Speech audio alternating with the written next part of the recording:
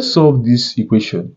It says x factorial over 6 factorial is equal to 7 factorial. Okay, so we are required to find x. Now, solving this, the first thing to do is cross multiply. So we have that x factorial is equal to 7 factorial multiplied by 6 factorial. Now, we want to get a term, we want to get something that looks like this: x factorial is equal to a factorial, so that we can invariably say that x is equal to a. Okay, so we want to get something like this. So let's preserve 7 factorial. So we have that x factorial is equal to 7 factorial times, now 6 factorial is 6 times 5 times 4 times 3 times 2 times 1.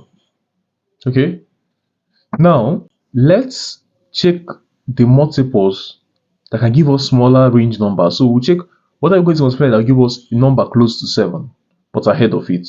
So like 8, 9, 10. So you see, to get 8, which is the next number after 7, we are seeing 4 times 2 already.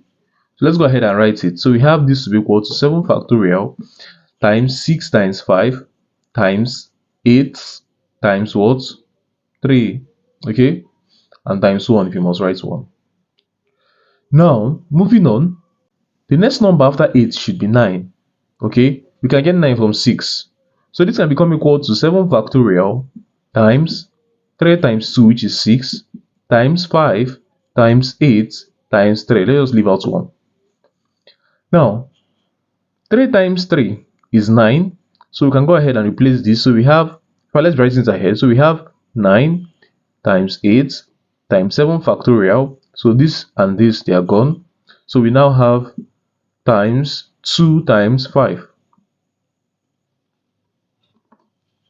Now, this becomes equal to 5 times 2 is 10. So we can have 10 times 9 times 8 times 7 factorial.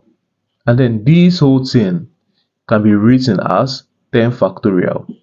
So it means that x factorial is equal to 10 factorial, which hence implies that x is equal to 10. Okay, so this becomes the final answer to this given equation. Thanks for watching.